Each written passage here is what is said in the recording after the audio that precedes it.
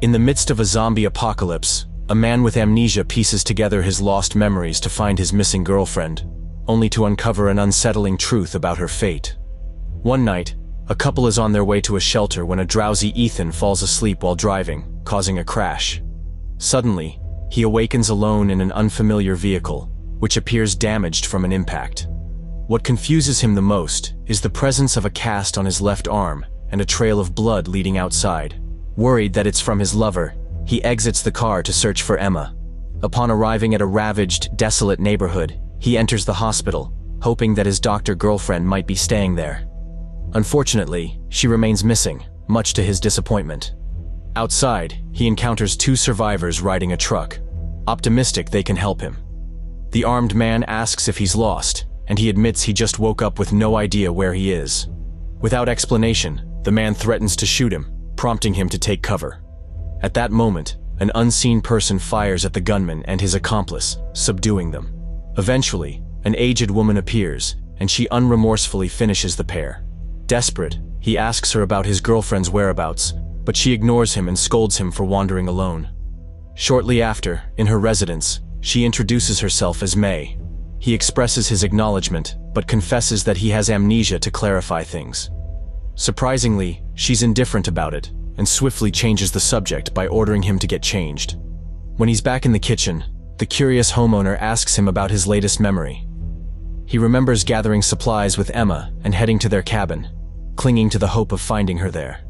Just then, he notices a wall filled with newspaper clippings about the plant-based virus that caused the zombie apocalypse. Baffled, he inquires May about the disaster, and she informs him that it's believed to be the planet's attempt to reclaim balance. He's surprised that the virus has quickly claimed lives in days, but the elder simply remarks that nature's power should never be underestimated. In the middle of their conversation, the electricity shuts down, prompting her to check the generator. Once she's away, the impatient guest wanders outside, wanting to resume his search for his girlfriend. Scanning the area, he discovers the fallen survivors' truck with their bodies missing from the trunk. He assumes his savior has buried them, so he heads to her location. On his way to her backyard, he spots an undead woman trapped in the shed, terrifying him. He tries to warn May about it, but she's unfazed. She informs him that the zombie is named Myrtle, and emphasizes that she's harmless. As she resumes tinkering with the generator, she encounters trouble fixing it. Noticing this, Ethan offers to help, recalling his expertise in electrical repairs. Convinced, she hands him the tool, and true to his words, he efficiently fixes the faulty wiring. That afternoon, Ethan quickly finishes his meal, reminding the homeowner that he needs to find Emma before it gets late. However, the older woman demands something in return for accommodating him. He must power her generator by pedaling. By night, after his task, the guest finds a framed photograph on the shelf. Curious, he picks it up, discovering two lovers sweetly holding each other, whom he assumes to be May and her alleged husband. Though touched at the sight, he soon remembers that he must also search for his lover. Thus, he heads to the living room and tells her he must leave. Craving companionship, the lonely woman stops him by inviting him to dance. Feeling indebted to her hospitality, he eventually gives in. Moments later, May guides him to his room, but he insists on leaving because he promised to protect his girlfriend. Regardless, she advises him to go to sleep, stressing the dangers that loom outside now that it's night. She promises to help him find her tomorrow to stop him from worrying. Once alone, Ethan gets ready to leave when he recalls agreeing with Emma to meet at the cabin by Candle Lake if they ever separated. He immediately heads outside and proceeds to steal the survivor's truck. On his way, he becomes drowsy and dreams of shooting a man, leaving him restless. Before he can process the unsettling memory, he awakens and realizes that he has arrived safely at his destination. At the cabin, he attempts to call for his lover, but no one responds, so he decides to break in. Instead of his girlfriend, he meets Jolene and her son Sam, who are now living in their supposed shelter. Threatened by his presence, the woman aims her gun at him, but he assures her that he means no harm and only wants to find Emma. Unfortunately, she reveals that she has never encountered her. Suddenly, an infected creature appears, disturbed by the man's shouts from earlier. Afraid for their safety, Jolene pushes the door to keep it from entering the room. Since the undead displays immense strength, Ethan comes to her rescue. Though they successfully shove it outside, the zombie grabs the survivor's hair from the door's opening, disarming her. Sam tries to fend off the intruder with a hammer, but his strikes are ineffective. Meanwhile, the man attempts to shoot it, only to realize the gun is empty, frustrating him. Desperate to save the family, he snatches the hammer and bashes the creature's skull, finally subduing it. Following this, Ethan peeks out of a small crevice and sees a group of zombies lurking outside. He locates the one he tried to kill earlier, alarmed that it's still alive. Jolene enlightens him by stressing that the plant-like beings are resilient, so a simple blow to the head won't suffice. This time, she becomes curious about him, particularly the cast on his arm. Due to his blurry memory, he assumes he got it after an accident with his girlfriend. She then asks when he last saw her, and he replies that it was just a few days ago. The survivor finds it strange because they've been staying in the cabin for a few weeks. With this in mind, she discourages him from trying to search for Emma, fearing she might be infected already. The following morning, the man awakens in a messy state. He's lying on the floor with blood smeared on his face. At that moment, another fragment of memory flashes, recalling that the undead has returned and killed Jolene. Upon seeing her lifeless body, Ethan begins to mourn for her, but seeing plants starting to grow from her, he quickly exits the cabin. Another traumatic sight haunts him, for he encounters a woman feeding on helpless prey. As if sensing his presence, the undead leaves, allowing him to check on the lifeless person. He soon recognizes the body as Sam's, which breaks his heart for the poor child. Before he can continue his mourning, the zombie appears behind him and tries to seek help from him, unable to process the fact that she's infected. However, May arrives and shoots her, assuming she's attacking him. Despite her injury, the infected remains alive and continues to plead for help, but the survivor proceeds to shoot her. She also guns Sam down, explaining to Ethan that it's necessary to prevent him from reanimating. While she heads to the cabin to deal with Jolene's corpse, the man notices a bird's house that bears the same mark as Emma's tattoo. Immediately, he pries it open and recovers a phone that belongs to his girlfriend. May then approaches him and reminds him of her name, believing he has forgotten about her. After acknowledging her, he powers up the phone and watches a video of her lover. She tearfully informs him that she prepared the video to reveal that his amnesia is getting worse. Suddenly, the phone shuts down due to a low battery, frustrating him because he has yet to learn of Emma's message. May quickly intervenes as his voice can attract more infected, fearing it will make their escape more challenging. To appease him, she offers to let him use her charger at her place.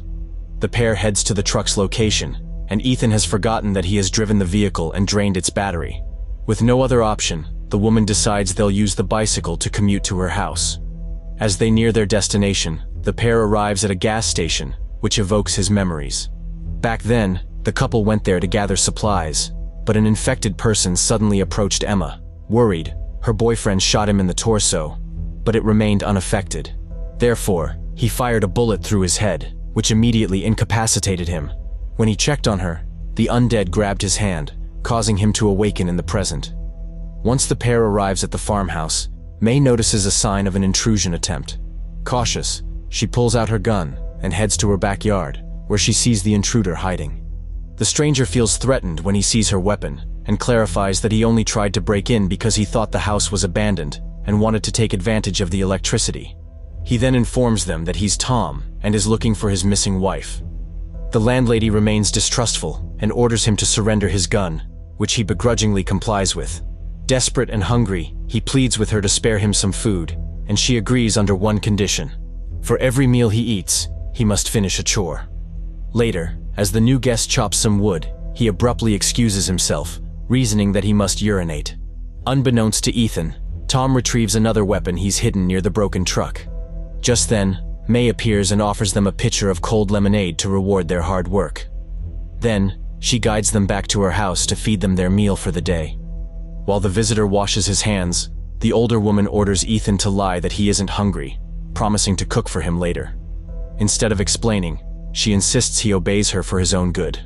After dinner, the guest shows a picture of Fran, his wife, explaining that she disappeared 10 days ago. He remembers she was planning to forage at a house with electricity. Despite the weeks that she's gone, he's optimistic that she's still alive. Suddenly, the amnesiac man becomes nauseous, causing him to break a glass. Concerned, May quickly comes to his rescue by helping him get to his room to rest. However, he proceeds to faint, further worrying her. As she tends to him, Tom threatens to shoot her, demanding she surrender her weapon if she wants to live.